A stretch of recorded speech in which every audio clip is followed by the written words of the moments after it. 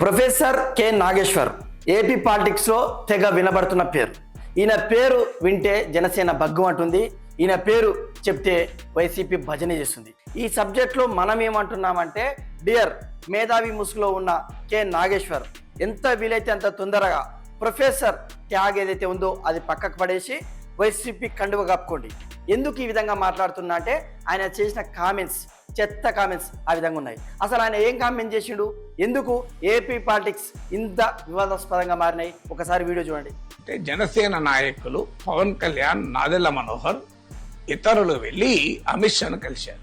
నాకున్న highly place sources చెప్తున్నారు. అమిత్ షాను కలిసి మనం జగన్ ను లోపలేయాలి. చంద్రబాబు నాయుడుకు ఆయనంటే శత్రుత్వం ఉండొచ్చు, మనకెందుకు ఉండాలి, మీకు కూడా మంచి చెప్తున్నాను.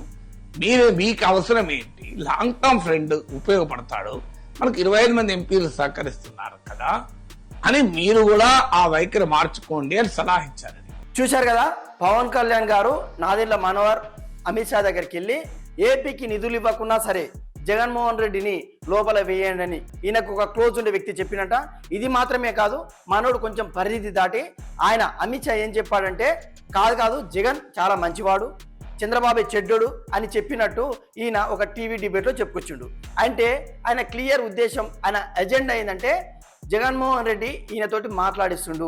అది ఏం మాట్లాడిస్తుండు, టీడీపీ జనసేన బీజేపీ కూటమి ఏదైతే ఉందో ఆ కూటమి మధ్యలో చిచ్చు పెట్టమని జగన్మోహన్ రెడ్డి ఇచ్చిన సలహా మేరకే ఈరోజు ప్రొఫెసర్ వచ్చి టీవీ డిబేట్ల ముందు ఈ విధంగా వాగాడు అనేది మనకు క్లియర్గా అర్థమవుతుంది. ఎందుకంటే ఆయన అంత క్లియర్గా ఏదో అమిత్ షా, మనోహర్, పవన్ కళ్యాణ్ బల్ల కింద కూర్చొని విన్నట్టు మాట్లాడిండు.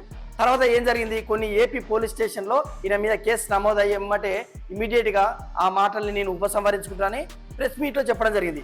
ఎందుకు, నువ్వు కొన్ని దశాబ్దాల నుండి అన్ని ఆధారాలతో మాట్లాడతావు కదా డియర్ ప్రొఫెసర్ గారు, అలాంటి నువ్వు నీ దగ్గర ఏదో ఒక ఆధారం ఉంటుంది కదా, స్టిల్ నేను ఏదైతే మాటలు అన్నానో ఆ మాటలకు నేను స్టాండ్ తీసుకున్నా.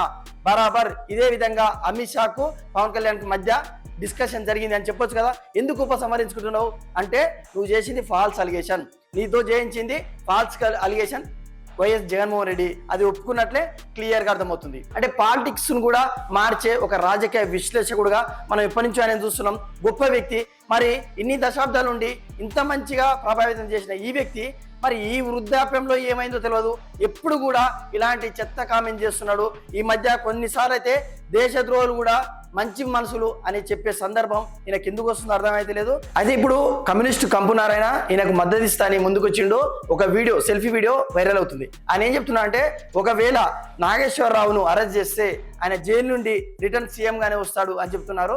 ఎవరు పడితే సీఎం పిఎం కావడానికి ఇది మీ కమ్యూనిస్టు పార్టీ కాదు నారాయణ. ఎందుకంటే మీరు సోషల్ మీడియాలో సీఎం అవుతారు, పిఎం అవుతారు, లేకుంటే ఐక్యరాజ్య సమితికి కూడా అధ్యక్షులు అవుతారు. నేనేమంటున్నా, ఆయన సీఎం చేసే కాదు, నీకు జీలో దమ్ముంటే, మీరు పెద్దవాళ్ళు, చాలా వయసులో పెద్దవాళ్ళు అయినా కూడా నీకు ఓపెన్ ఛాలెంజ్ చేస్తున్నా, నీకు జీలో దమ్ముంటే అటు 175 కాన్స్టిట్యున్సీలు, ఇటు 119 కాన్స్టిట్యున్సీలు, మొత్తం ఉమ్మడి ఆంధ్రప్రదేశ్లో 294 కాన్స్టిట్యున్సీలో నువ్వు నిలబడు. ఆయనను సీఎం చేసిన కాదు, నువ్వు నిలబడి కనీసం ఎమ్మెల్యేగానైనా గెలిచి అప్పుడు చూపించు. ఎప్పుడు కూడా దేశద్రోహులకు సపోర్ట్ చేసే సిపిఐ నారాయణ మరి ఈసారి వినూత్నంగా నాగేశ్వరరావు గారికి ఎందుకు సపోర్ట్ చేస్తున్నారు అంటే, ఈయన కూడా కొంచెం ఏదో బ్యాక్గ్రౌండ్ ఉందని మనకు క్లియర్గా అర్థమవుతుంది. నారాయణ ఏమంటుంటే, కాక్రోచ్ ఉద్యమం స్టార్ట్ అయింది, అసలు మొత్తం పదవి పతనం స్టార్ట్ అయిందని ఏదో బీజేపీని ఇండైరెక్ట్ గా టార్గెట్ చేసినట్టుంది. నేనేమంటున్నా అంటే, భారతీయ జనతా పార్టీకి 8 మిలియన్ ఫాలోవర్స్ ఉంటే కాక్రోచ్ అని నిన్నగాక మొన్న పెట్టిన పార్టీకి 17 మిలియన్ల ఫాలోవర్స్ ఉన్నారు అని చాలా తెగ సంబరపడిపోతున్నారు. అది ఇప్పుడు ఆన్లైన్లో సోషల్ మీడియాలో ఒకవేళ ఎక్కువ ఫాలోవర్స్ ఉంటే వాళ్ళే పిఎంలు సీఎంలు కావాలంటే సన్నీ లియోన్కు రాహుల్ గాంధీ కంటే ఎక్కువ ఫాలోవర్స్ ఉన్నారు. మరి ఆమె ప్రతిపక్ష నేత కావచ్చు కదా, లేకుంటే ఆమె పిఎం కావచ్చు కదా. కొడంగల్ శేఖర్ అనే ఒక కమెడియన్ ఉంటాడు, ఆయనకు రేవంత్ రెడ్డి కంటే కూడా ఎక్కువ ఫాలోవర్స్ ఉన్నారు. ఇంకా చెప్పాలంటే 2 తెలుగు రాష్ట్రాల్లో కొడంగల్ శేఖర్ను గుర్తుపట్టని వాళ్ళు ఉన్నారు, ఉప్పల్ బాల్ను గుర్తుపట్టని వాళ్ళు ఉన్నారు.